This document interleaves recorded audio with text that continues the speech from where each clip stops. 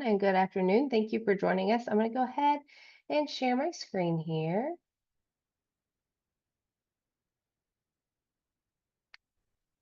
So like Devin said, today we're going to be exploring your brand new archive from NC Live, exploring Indigenous peoples of North America. It's an archive collection, and today we're going to be looking at it through the lens of a public library. But there are certainly lots and lots of ways to use this resource in research and learning, and I'm even going to show you a little way that you could pair it with some book study. But I do like to preface it in that I am not an expert in Indigenous peoples.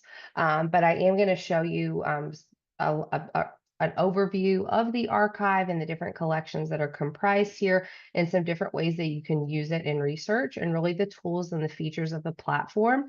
So I am really going to focus on the platform today and not as much on the content, simply because that is not my area of expertise, but I will be showing you an overview of the collection. So let's get started here. A quick agenda of what we're going to be covering. First, we're going to look at the collection details. There are really 52 collections that comprise this entire archive collection. So we don't have time to look at all 52 of those today, but I'm going to show you kind of the highlights of those.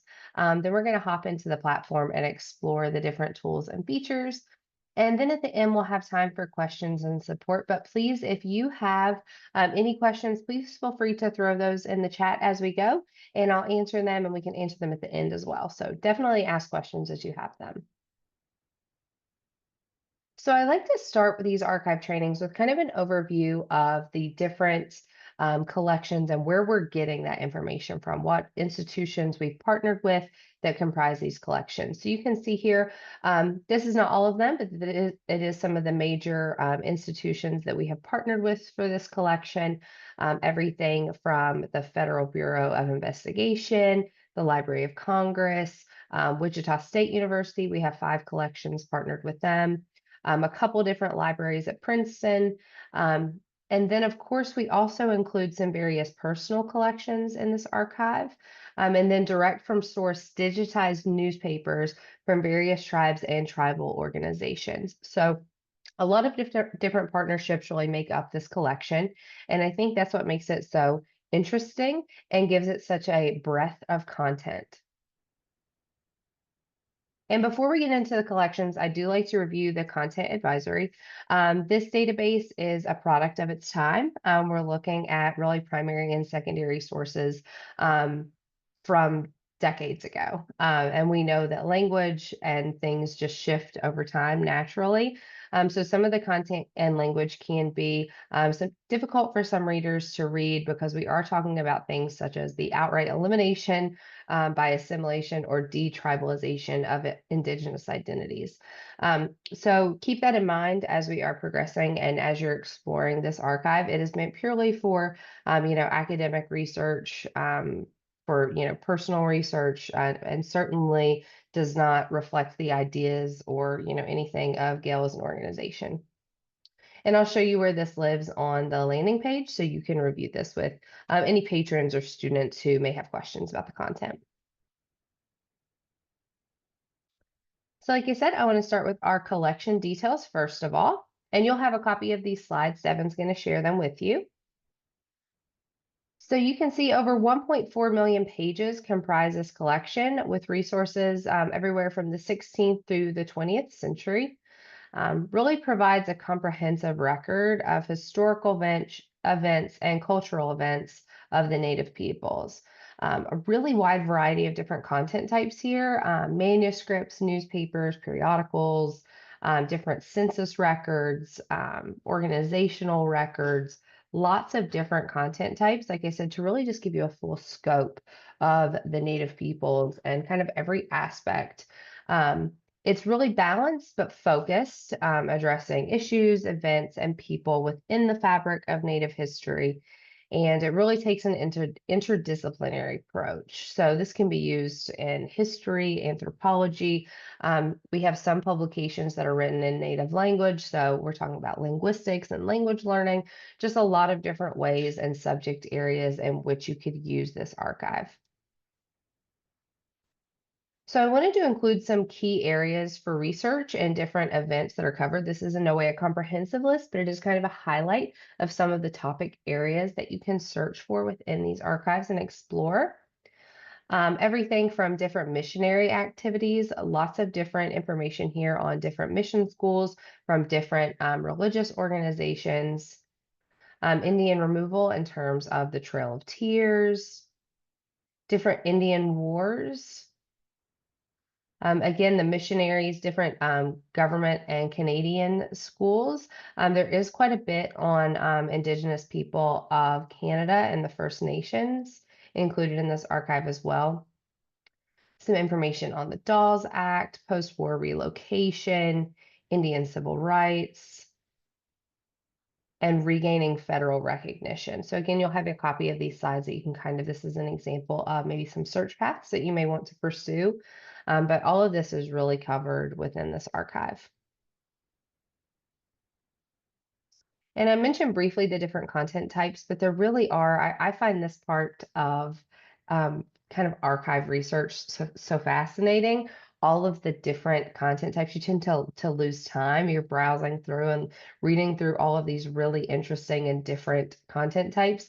There are lots of different photo collections, different annual reports and circulars that may have been handed out.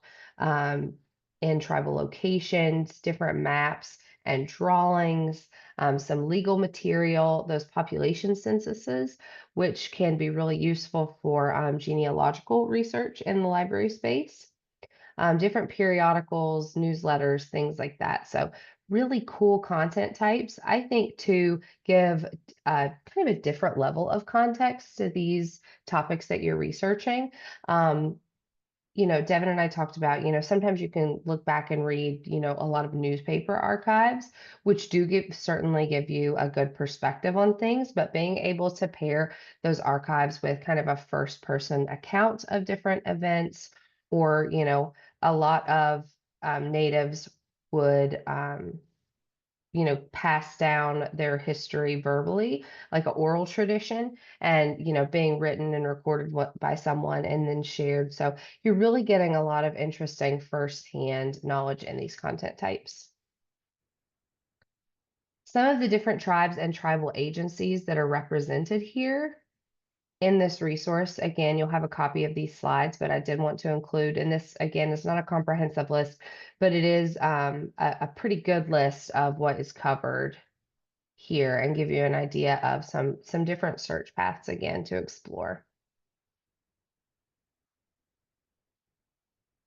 And like I mentioned, this certainly can be used for genealogical use. That this isn't something where you're gonna, type in your name and have a bunch of hits like if you were using an internet search engine. But we all know that genealogical researchers love to get their hands dirty and kind of dive in and conduct their research on, like a really kind of an in-depth searching way. So you can do that here with different census results. Different various religious records, again, from those different mission organizations.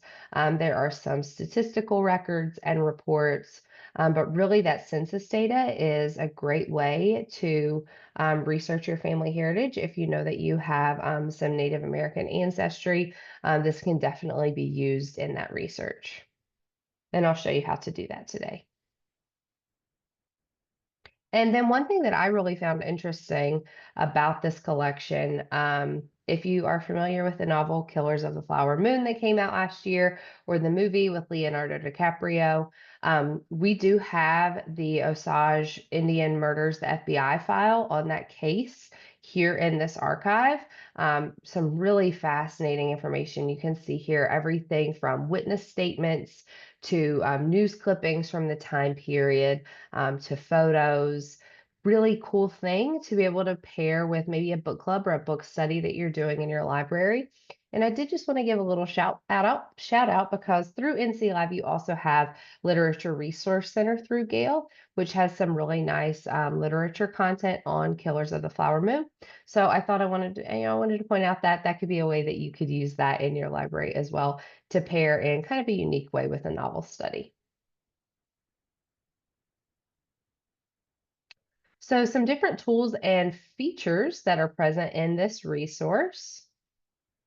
You can browse by collection, and like I said, there are 52 collections that comprise this entire archive.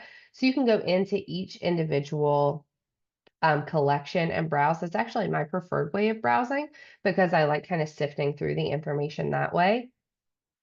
You can also browse by different publications that we have. We have 25 different native newspapers that are here that you can view.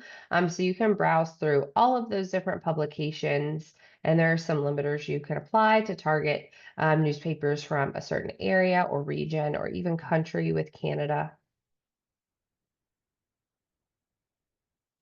We also have a basic and an advanced search that will cross search all 52 of those collections at the same time.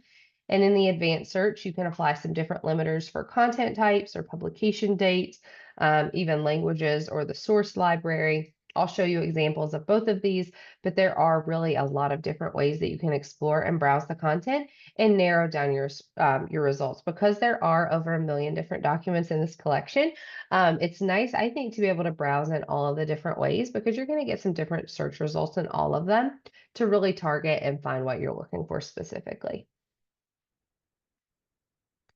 To help you guide your research, we have a learning center, which is actually where I'm going to start in the resource today because I find this learning center so incredibly useful. Searching with an archive is a very different search experience than searching through like a regular database.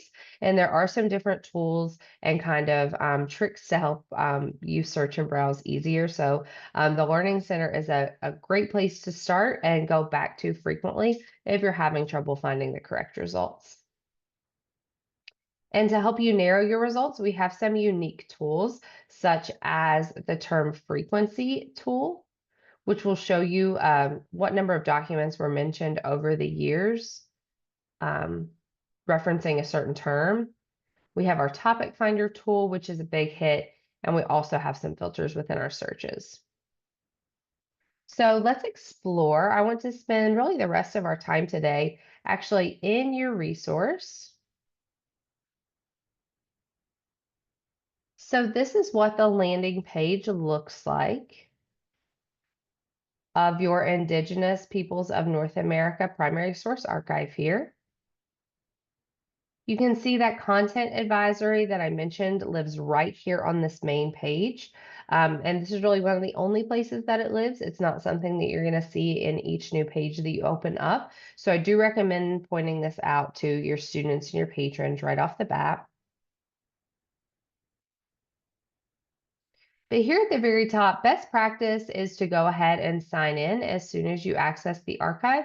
I like to tell people we don't save any of your content here at Gale. So because you're logging in, we can't see your emails, your messages, your photos, nothing like that. All this does is allow you to save content to your drive to access later. Like I said previously, there are over 1 million documents here. So if you find something that you think is really valuable and useful, it can sometimes be hard in archive searching to go back and find that exact piece. So being able to export to your drive and save it and not have to, kind of redo that search and find what you're looking for is very useful. And then if you happen to use Google Classroom with any of your groups, we are integrated there. You can save content to your classroom. But to the very left, I like to point out that we have a user interface translation. This can be helpful for your patrons who speak English as their second language. You can see our basic search bars now have translated into Spanish, my menu items and my headers, really the navigation of the page. So if you have maybe students or patrons researching who need that additional assistance, you can have them translate the user interface there. So really kind of front and center of the exploration here on the archive is the basic search and the advanced search below, the basic search kind of works like an internet search engine, but I'm actually going to come back to that. And I want to show you the other ways to browse first. So I go down the page a little bit, you'll see I have this toolbar at the center of the page. Collections, publications, about, learning center, my search history. Since we don't have logins at Gale, the search history will only remain for your session, and we do automatically time out after 20 minutes of inactivity. So that's why I say log in with Google or Microsoft and save content as you find it because you will time out. But if you find something you want to go back to it, it will save here for 20 minutes. But I'm going to start here in the Learning Center. This is that page I mentioned is just such a useful place to start. This takes you really through all of the steps of conducting archive research, everything from conceptualization to finding your content to reading and the different tools that exist there in the platform, and then using these documents. So under conceptualize, this is where you get a lot of good information about the archive, kind of the history, what is comprised in this archive. And you have Indigenous Peoples of North America Part 1. You do not have Part 2. So this is the part that you will want to pay attention to. Anything that mentions Part 1. We have some release date information, different sources, and some technical considerations as well. I do like to point out that this was created mostly from microfilm, with the exception of several collections of some papers and some photos, a law collection, and things from the Wichita State Library.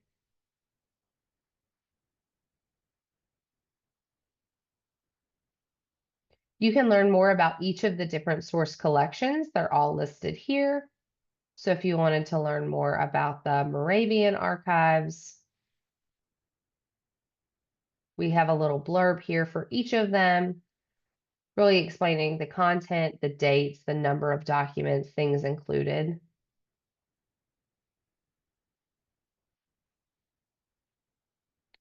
So you can find that under the About the Source collections. And my favorite part here in the Learning Center is really the sample topics and searches. This will take you through some sample searches to conduct and some questions to ask, more novice and advanced. And we have these organized by some different topics as well, such as removal, different agencies in the US federal government, and so forth. So this is a really nice place, like I said, to start your journey in this archive, is starting here and reading through the sample searches and through the different information about the collections. And then this is also the other place where you can find that content advisory. But there are some tips here for searching and browsing the resource as well. So after this training today, if you forget something that I shared with you, like how to use the advanced search or how to use OCR or something like that, you can always come back to this Learning Center and review here how to search, different language and terminology, browsing the archive, and the topic finder and term frequency tool, which I'm going to show you. So I can't stress enough how valuable this learning center is to explore, and a great thing to point out to your patrons and your students as well.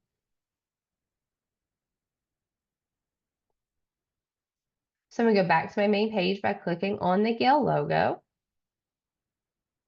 And I'm going to start browsing here under the Collections tab. Now, like I mentioned, this is comprised of 52 different collections, all of which can be seen here on your screen. I'll give a quick scroll to just kind of show you what all is included. Here's those FBI files that I mentioned. Indigenous peoples newspapers, letters sent, um, miscellaneous Indian removal muster rolls. You'll see some different census data, some different records and report books.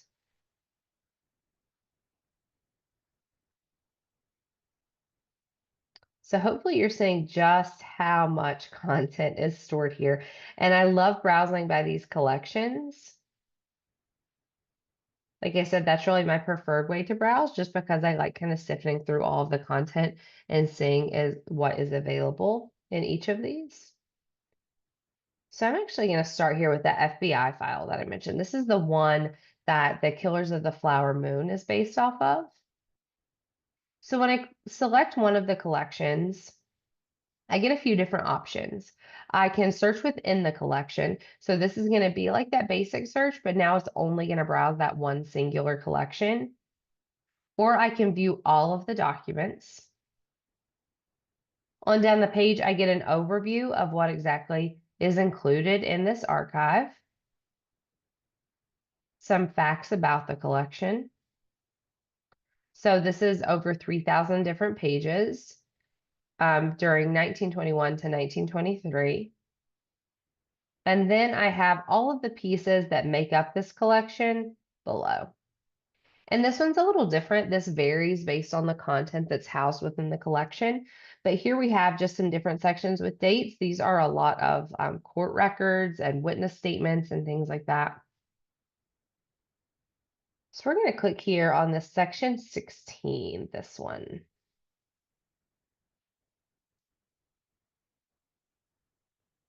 So when I open up my document, it takes me in kind of a PDF viewer type of screen. Now I have the ability to search within the document. So if there's something that I'm looking for in particular, a certain term, if I'm looking for the name Henry, I can conduct a search and you'll see it's giving me all of these different pages where that word is mentioned. And I can get a preview of what it's going to look like on my page. And you'll see once I typed in Henry, the word will be highlighted green on my document throughout, so it's easy to really see where that word was mentioned. I have a notes section. If there are any notes made on the document, I can click ahead to that page.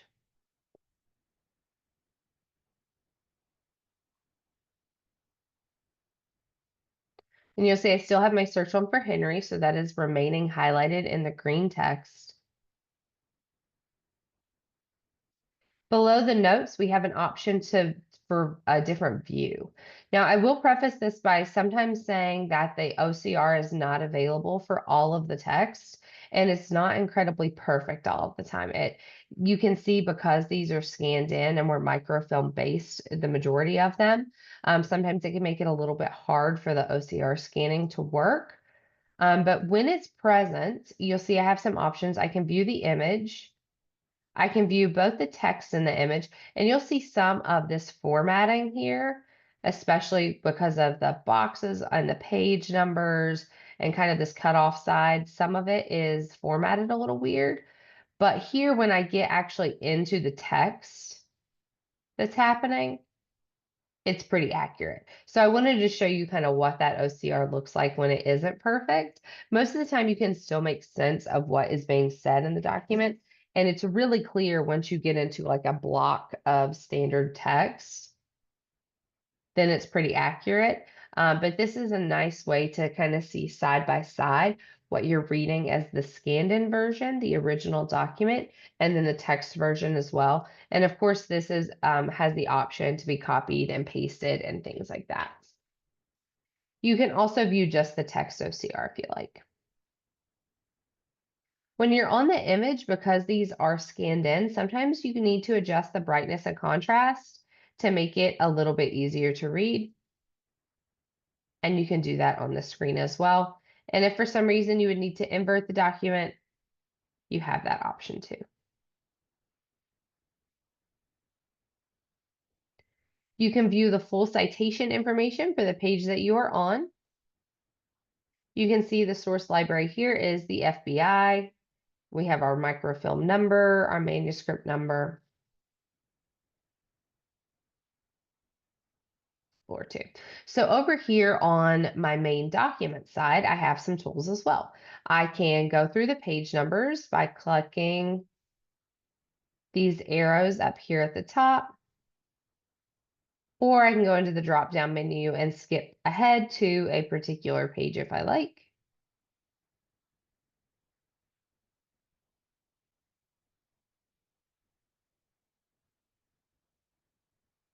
So I can adjust the page numbers. I can view this on a side by side. If I wanted to view two pages at once, I can do that. I can zoom out.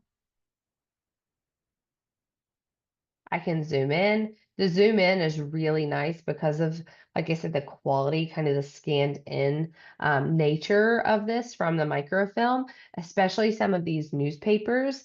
Being able to zoom in because the font is so small on the screen, being able to zoom in and kind of manipulate your screen is really helpful. You can adjust to the length of your screen or the width. You can rotate the images, which is very useful sometimes depending on how these are scanned in.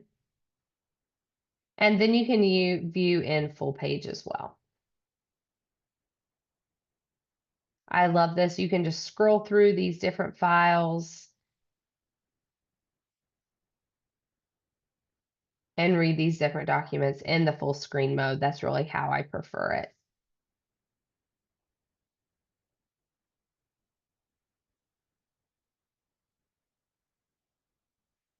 Okay, so pretty simple. Once you find the content that you want, the platform is really simple. It's really easy to navigate. These tools are very helpful, especially, depending on the type of content that you are accessing.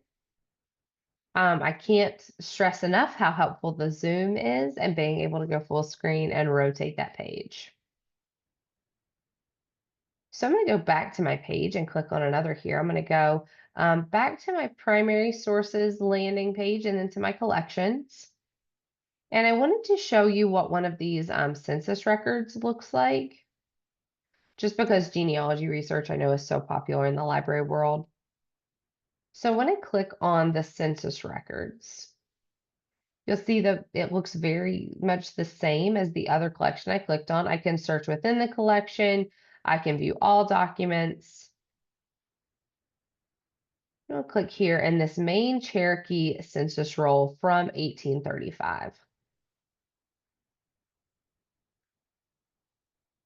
Just to show you kind of what a different document looks like. You can see this one has been scanned in, but it is a handwritten document, so you're not going to have very much OCR capability here. But you can see the different names listed.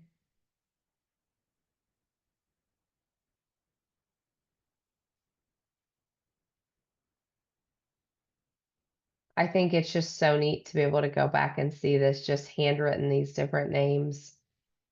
And the way that it's progressed over time, our census now looks much different. But again, for a genealogist who loves to kind of dig through these different records and get their hands dirty with research, this is a really interesting way to find your family name, especially if you know what area they lived in or what town or what tribe they were a part of.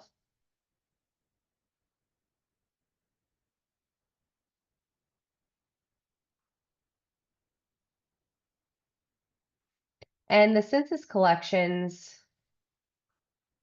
some of them look a little bit different. That was the census roll from east of the Mississippi, but here's a census of the Creek Indians.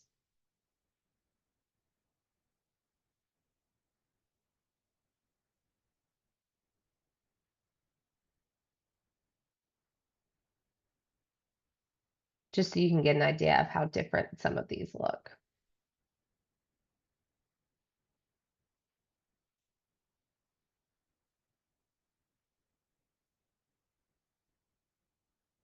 Some of these, this is where that zoom in tool comes in really handy because some of this text is really difficult to read in cursive, but it's a little bit easier when you're able to zoom in.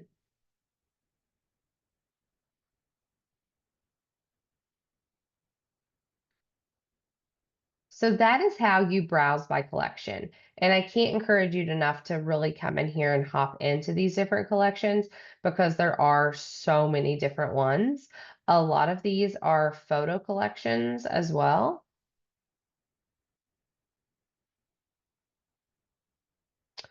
This is a really interesting one. I'm from just a little north of you in West Virginia, and I love anything Appalachian. So this is kind of a first-person account, really, of Appalachian travel.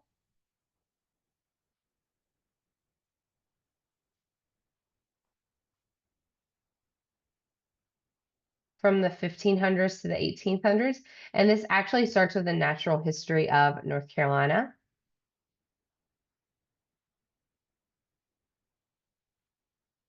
And because of the way this one is structured and kind of more of a, like almost a book format, there is a table of contents. So you can jump ahead to different sections. And a selection of illustrated works as well. So if you just want to see any photos that are available in the text, you can browse them here.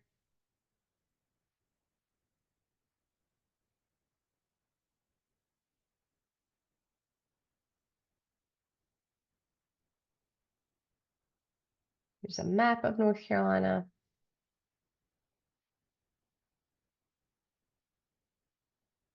Interesting to see how it's changed from then to present day.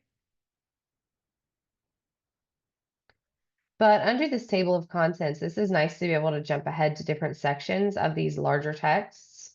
Like if I wanted to see what they were writing about of the fish in North Carolina, I could do that here. And because of the way, like I mentioned, this is more of just a sheet of scanned in typed text. So when I go to my view options, you'll see that the OCR here is going to have much less of that kind of weird formatting.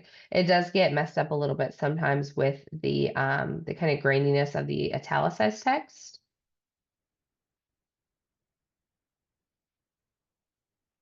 So yeah, just so many interesting collections to browse through here. I can literally spend hours showing you all the different pieces of content, but it really comes down to what you're researching specifically and what you're looking for, kind of what your scope of your research is. These photos are really interesting. These are great for research, for presentations.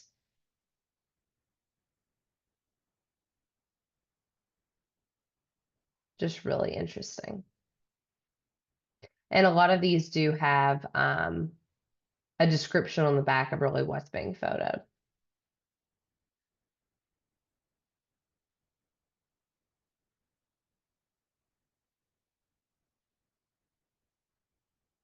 And again, being able to view these in the full screen and then zoom in and really see the detail of the clothing.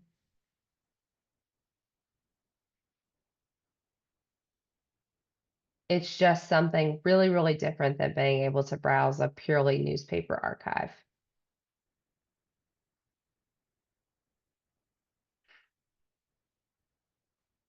Okay, so in addition to being able to browse by the collection, which is how I've showed you the last few kind of selections, you can also browse by the publication.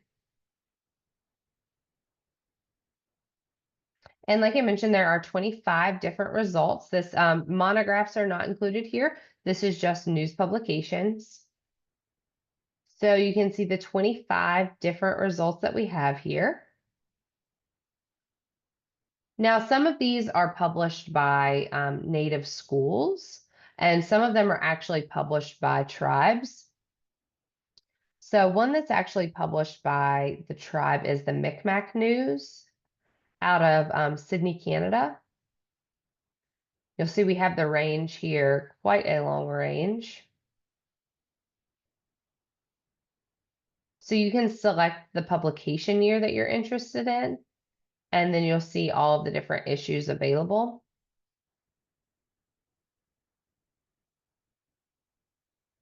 And once you select one of these articles, the format and the features are very similar to that I showed you by browsing by collection. You'll see the tools are the same within my page. The content has just changed. So this is a copy of the Micmac News. This is actually published by the tribal organization. And this is another instance where that zooming in really helps.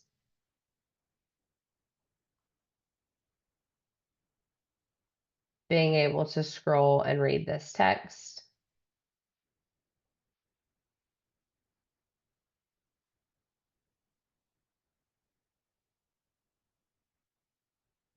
So you can browse through the different newspaper publications, but there are some ways to filter those results that I wanted to show you. So back on publications, you can simply click on the name of the publication that you're interested in, like I did with the Micmac, but you can also limit your search by some different options over here on the side. So you can limit by the publication area, either the state or the province, because there are so many Canadian publications in this resource on the First Nations, and then the publication city as well. You'll see some different ones in the US, Oklahoma, Pennsylvania, Connecticut, New York, another Pennsylvania, Arizona, Washington, Oklahoma. Some different options here for the publication city. But I'm actually going to go in, I'm going to search by, let's say, Oklahoma. And I have 6 different results. I'm going to go to the Chilocco Weekly Journal.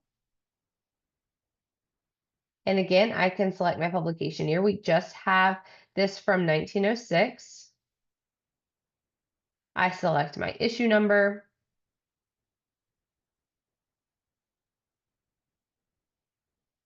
And I can scroll through the news here. So I thought this was so interesting. This is items from the 8th graders at this Indian school, things that they wanted to let people know. And some of these are just so funny. It's cold enough, is what someone had to say. The band boys talk of nothing but Europe.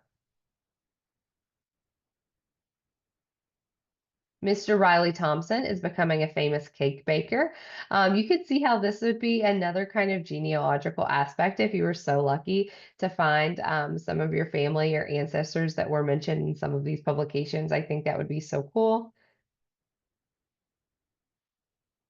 3 members of our class are out, and we hope to have them back again. This is just published in their little newspaper. This student was unfortunately compelled to drop part of her studies on account of her eyes. So you can see just kind of the breadth of things that are covered within this content is so interesting. Everything from kind of quirky little things to this to very serious coverage of Native issues.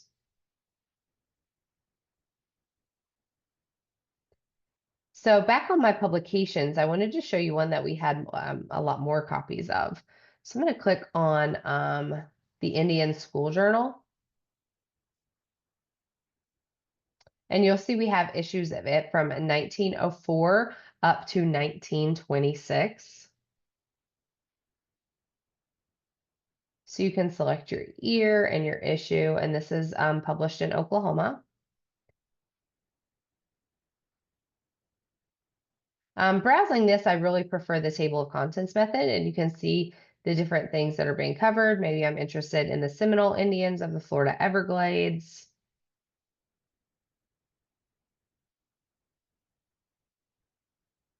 I can click on my section of the table of contents and browse my publication here.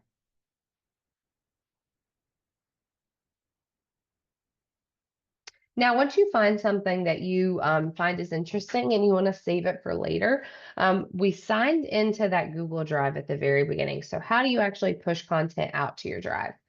You can do that. Once I'm in the document, you'll see I have some options here in this toolbar in the top right. I have my citation. It defaults to MLA. We have APA Chicago and Harvard, and I can also export that citation as well. I have the option to send to, and this is when I can send it to my Google Drive, and it gives you some options. I can send a PDF of just my current page, a range of pages, all pages, or I can just send the OCR text of the pages as well. So if I just wanted to send a PDF of my current page, now when I go to my drive, I'm going to have a brand new document and a brand new folder. So the first time you share something to your drive, whether it's Google Drive or Microsoft OneDrive, it's going to create a folder for you with the name of the resource. So I have an Indigenous Peoples of North America folder here. Here's the document that I saved. And now I have it in my drive, so I don't have to go back and find that resource again, reconduct my search, and you can export as many times and as many items as you like. So you can export that way. You may have noticed there's also an option to send over email, so you can send this to someone, share it with them over email. If it's someone who isn't accessing through NC Live, they'll be able to send the document that you share with them. But if they try to click off into the resource and explore anywhere else, they will be prompted to sign in. You can download. It gives you the same options as when I exported to my drive. You can download the PDF. You can print, and you can select your page range. And then you can also use our Get Link tool. This is really nice, especially if you're working with others through NC Live and you're sharing content with them. You can use this Get Link tool. It follows you around no matter where you are at in your search experience. You can copy paste this. When they click on it, it will take them directly to your page. You never ever want to copy and paste this link at the very top because that can change over time. This creates a persistent URL, so it will never break. And if I wanted to send someone, maybe not to that page, but just to this page where they can select their own date and issue number, I can use my Get Link tool here and it will send them to this page. So it really works whatever page you're on at that time. It's a great way to direct people. Maybe if you're helping patrons with research, or you're helping students with research, or maybe you're helping teachers kind of curate content for their course, that Get Link tool can be really, really helpful.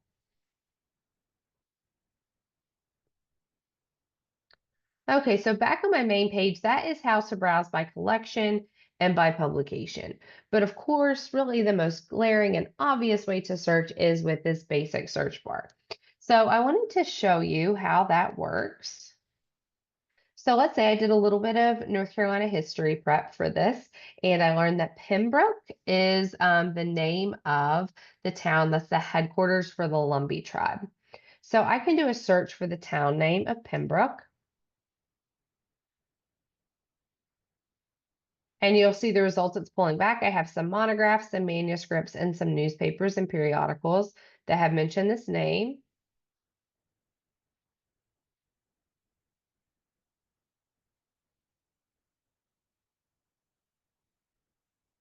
Here's some newspapers mentioning.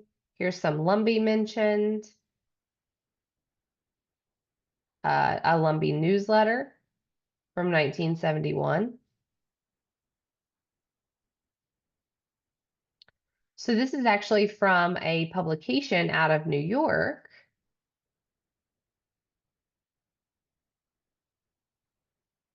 But it's giving you the option here. It's something from the Lumbee newsletter that was published in this New York publication.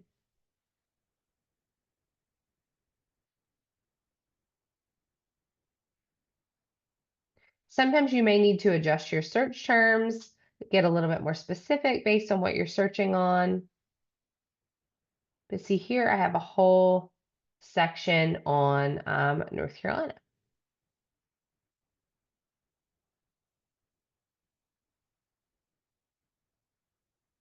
Now I can adjust my search. And I think that's one of the nice things really about searching in an archive is kind of the trial and error of finding what you're looking for. So I can add to my search terms and say Pembroke and Lumbee.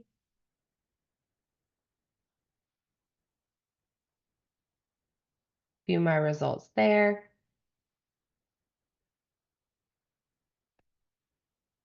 And then let's say that I am just looking for some correspondence. I love when searching in archives or primary sources, reading letters or diary entries, because I think that's such an interesting kind of first person way of exploring history.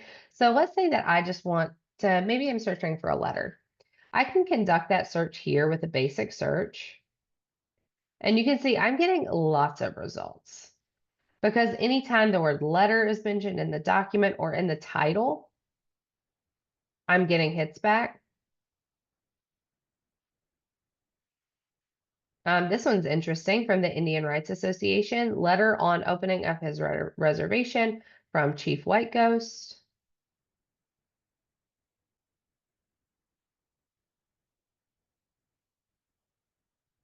He's writing this to General Armstrong from Virginia.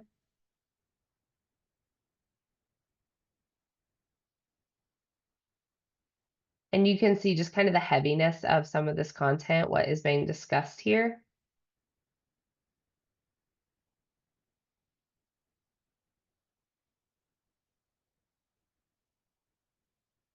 So being able to have these first person perspectives of how they were viewing what was happening to their people is really powerful. And I think aides in research should really see that first person perspective, which we don't often get just because the nature of the indigenous peoples wasn't really to write things down. They were a very oral culture. So being able to pull this content, like I said, is just giving you those different content types really, I think, flushes out the context of these different situations and adds more depth.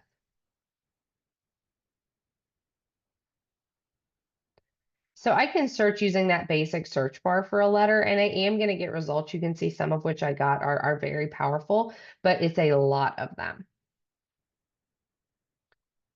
So that is where some of the filters come in handy.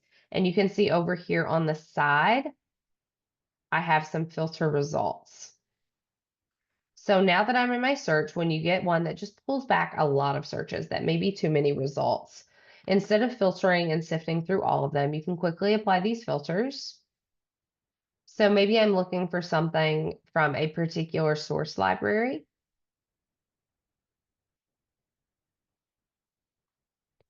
By the document type.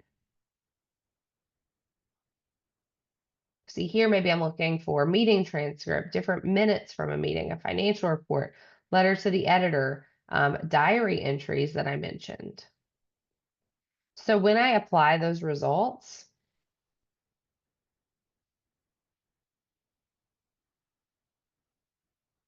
you can see a lot of these diary entries are from different missions.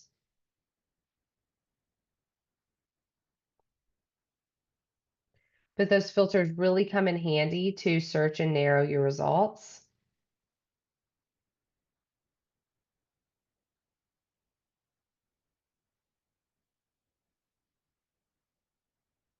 And if you apply too many filters and you limit your results too far, you can always, oh, I went back once too far. You can always click the X next to the limiter and it will bring back all of your different search results. So you have different options here. You will notice languages. There are some different options, and sometimes you will find different tribal languages represented in your searches. So these are really handy, and you may notice below those search results, I have an option for a topic finder and the term frequency tool. These tools also exist back on the main page, right here at the bottom. So the way that these work is really interesting, and they're really a more visual way of searching, which some people prefer, especially when browsing an archive of this nature with so much content. And the way that this works is, let's see, I am doing research for Cherokee. I can enter my search term, and this is going to give me now a visual representation of my search. And you'll see the search term that appears most frequently is Cherokee Indians. I have Oklahoma, North Carolina, Cherokee Nation, different schools, and I can click into one of these categories. And here over on the right-hand side, it's going to give me my search results that apply to these terms. So then I can go into my content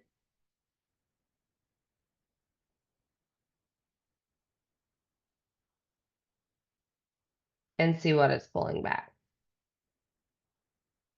Here's one view on Little Pigeon River from Great Smoky Mountain National Park. I've spent plenty of time there myself, but you can see these are kind of difficult to see just because of the way that they're scanned in. And that is where sometimes this view options can come in handy. You can play around with the brightness and the contrast, and sometimes you can get a little bit better picture of what's being shown.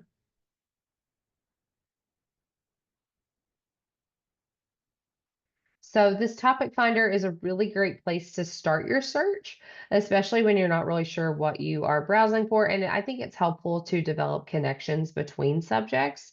Um, like viewing here under Cherokee, maybe I want to learn more about documents that pertain to the removal or a society or delegation within that. And again, whenever I select that search term, I have my search results showing up here on the right. So I have my topic finder, and kind of in that same vein is the term frequency tool. So I can add my search term here. I can adjust my year range, and I can change which content type I'm browsing for. So let's say I am researching the Lumbee tribe. I can do a search, and now it's showing me documents between 1665 and 1988. And we can hover over, you'll see the number of documents during that time period. And those really peaked here around 10 documents in 1970. So when I click on that plot point, it will actually take me to those documents from 1970 that mention the Lumbee tribe.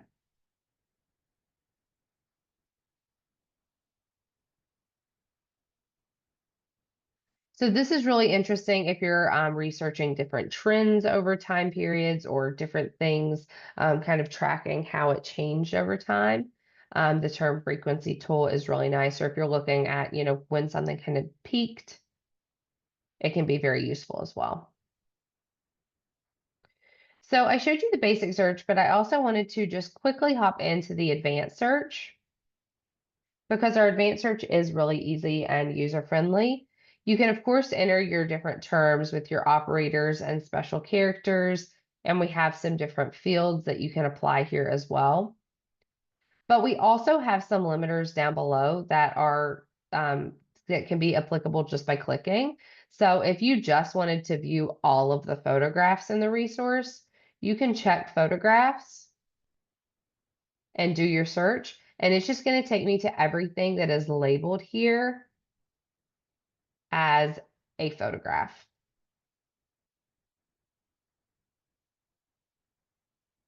Cowboys at dinner.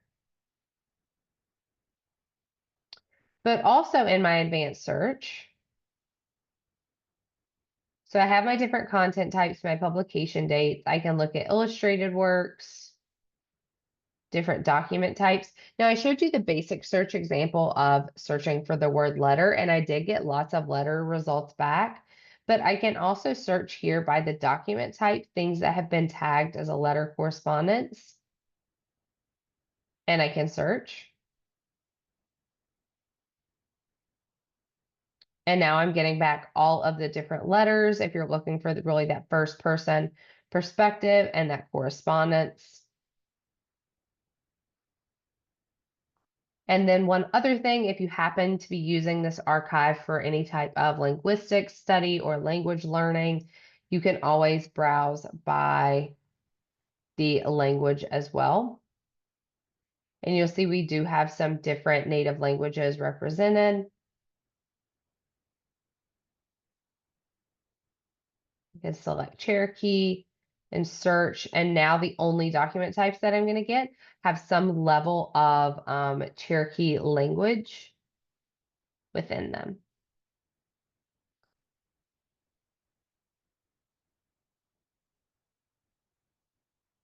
Okay, if we have any questions about the navigation of this primary source archive, please put those in the chat. But I wanted to just quickly review our support page as well, in case you have any questions. You do have a special support site curated just for NC Live. And this is where you can go to find information and assistance in all of your Gale products. And I'm going to put this in the chat. This would be a good thing for you to bookmark and save for later.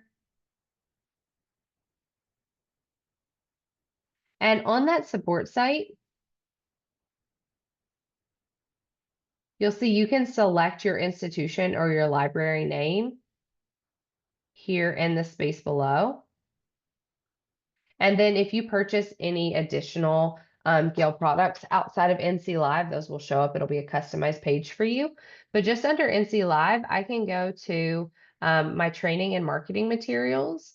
Marketing materials are great if you're advertising these resources to your patrons or your teachers or your students. But here under the training tab, you can see any NC Live specific and special like webinars that we have recorded for you, any documents that are specially made, and you can also browse by product. So I mentioned Literature Resource Center earlier. If there's something you're looking for here to use that program, we have lots of materials. And under your Indigenous Peoples of North America, we have a pre-made LibGuide, some recorded webinars on using primary sources, a tip sheet for researching, and this is for public library patrons. So this is a nice thing, this tip sheet. This may be something you want to print out and have at your desk to help your patrons with researching. This will walk them through the basic search, the advanced search, exploring collections, and things like that. And then we have some tutorials as well. So definitely check out that support site if you need help, but you can also always reach out to me if you have any questions at all. I am happy to assist as your trainer for NC Live. And here is just a final slide. Again, you'll have a copy of these slides, Devin will share them with you. So you'll have my email and everything if you need to reach out to me. But this is your Gale team. If you have any questions, you can reach out to us at your convenience. But I'll hang on for a couple minutes if we have any questions, Devin. But thank you all so, so much for joining me today. Thank you, Lori. Thanks, Hannah, for such a fantastic tour of this new resource. Folks, do we have any questions? I'm saying lots of thank you. Thank you all for joining us today. Always know that you can reach out to Hannah. She has her email here, but I'll also share these slides so that you can access that contact info later.